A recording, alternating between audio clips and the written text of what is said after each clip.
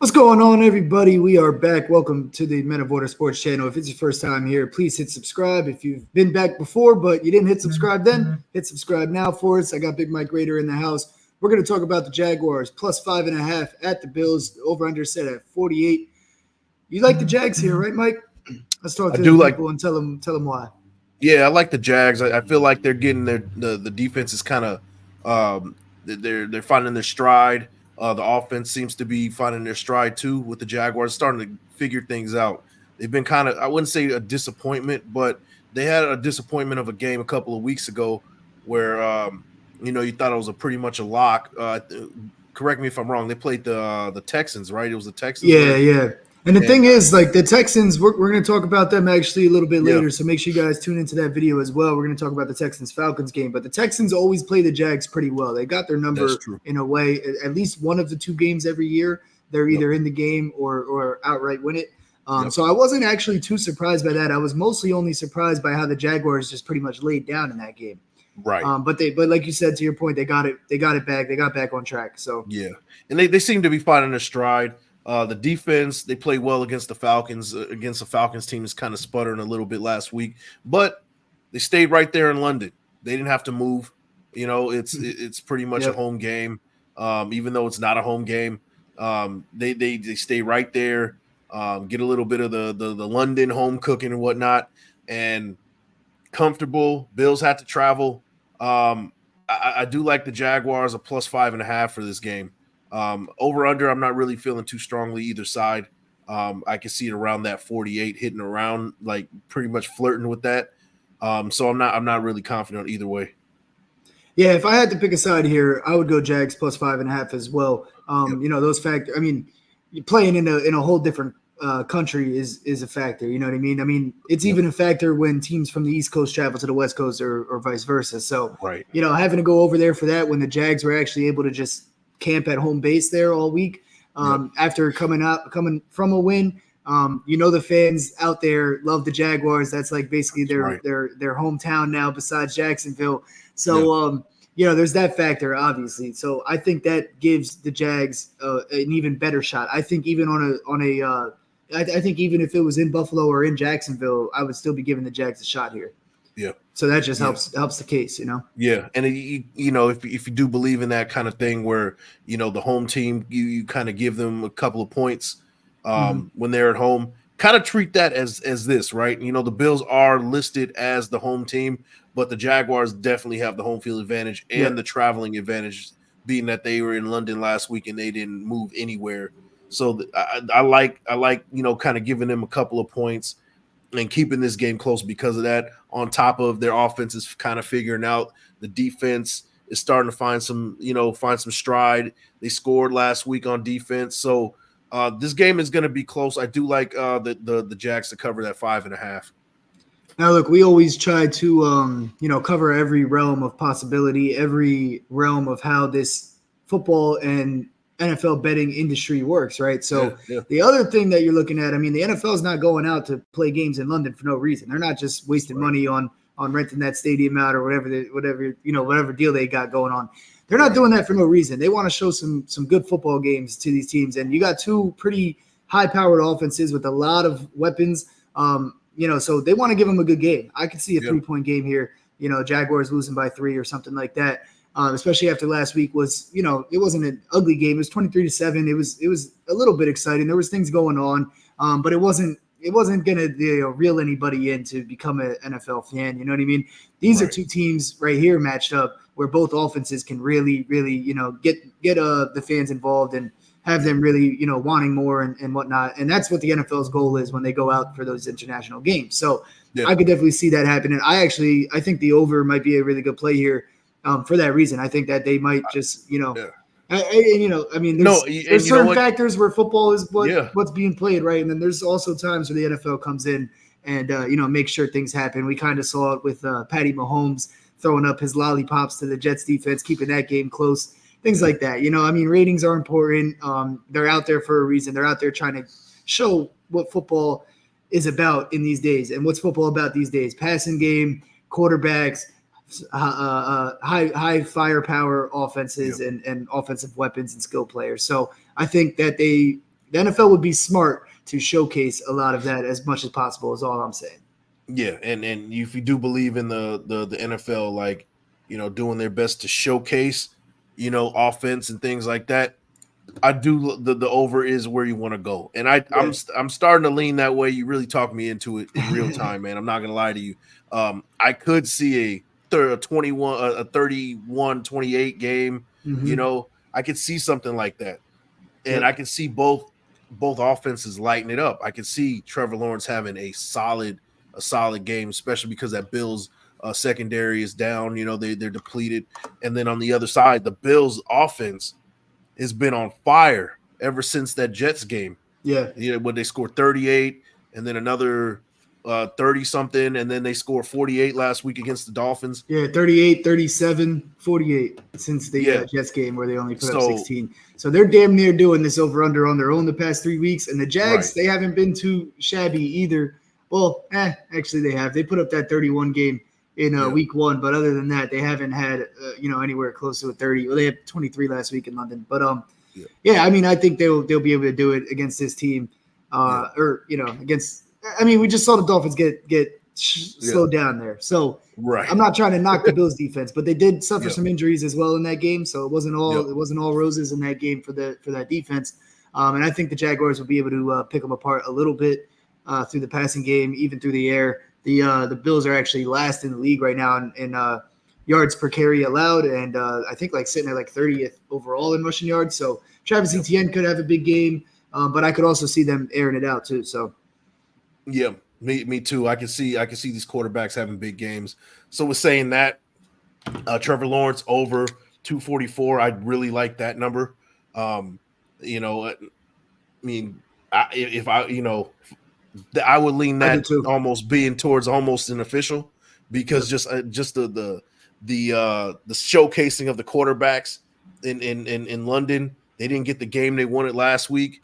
Maybe this week is the one where the showcasing of the quarterbacks is it right here, right? And then Josh Allen over 262.5. I like that too. Both minus 115. I like both of those. I also like over 1.5 for both of them for touchdowns as well. And you can get plus value for Trevor Lawrence going over 1.5 touchdowns at plus 105. So that I really like these quarterbacks both kind of having a big game. Wouldn't necessarily say light it up in the 30s both each, but having a solid game and getting these offenses juiced up and ready to go. Yeah, definitely. So real quick, I just built a little parlay while we were talking about that and, showcasing the quarterback talent, things like that, right?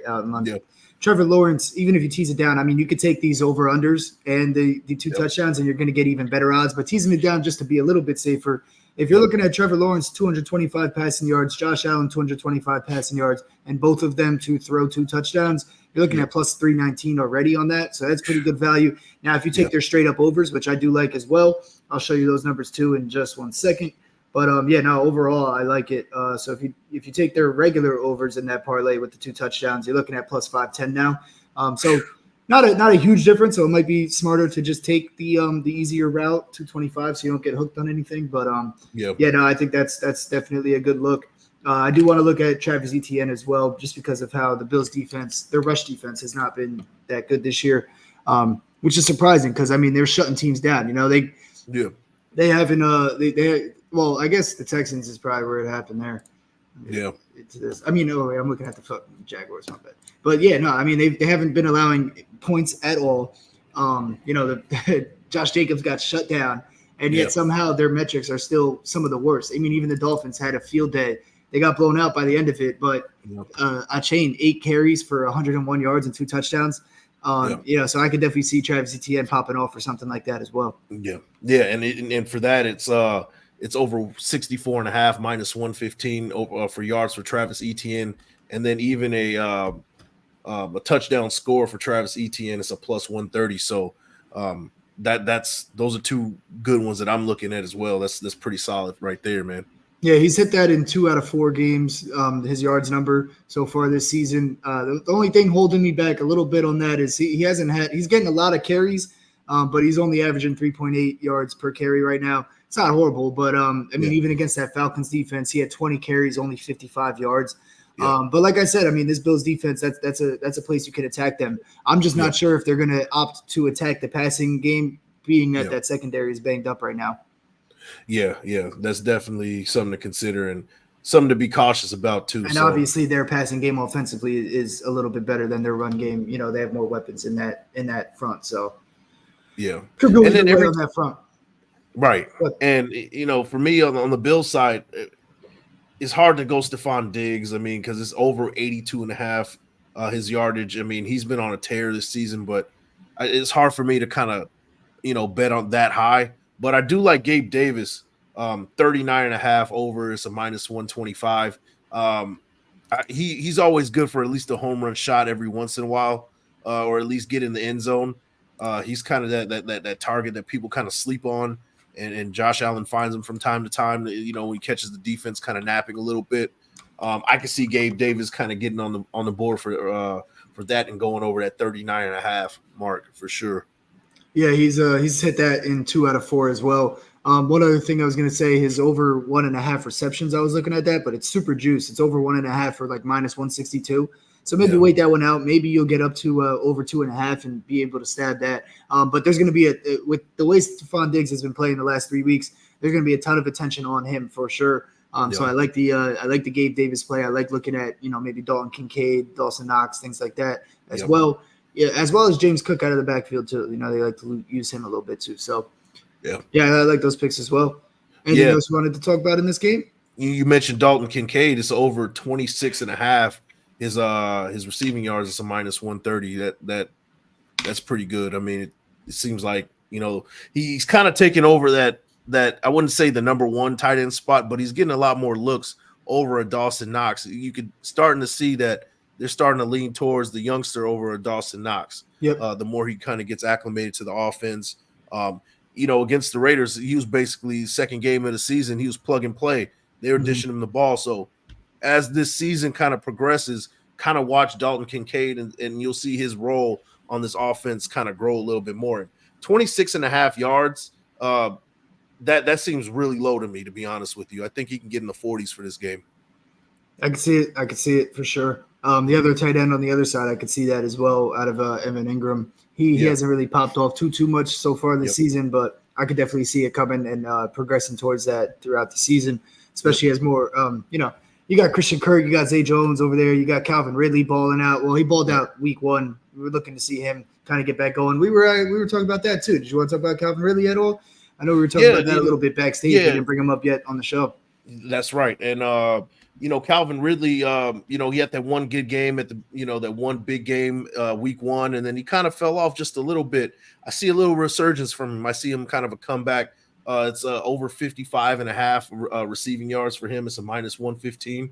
I like it. I actually like him to have a somewhat in the 60s or 70s. I know him and Christian Kirk are kind of the 1-2 punch these days, but the fact that Calvin Ridley's kind of been, MIA for a couple of weeks for the most part, I can see him having a pretty big game this week. He's well due for one.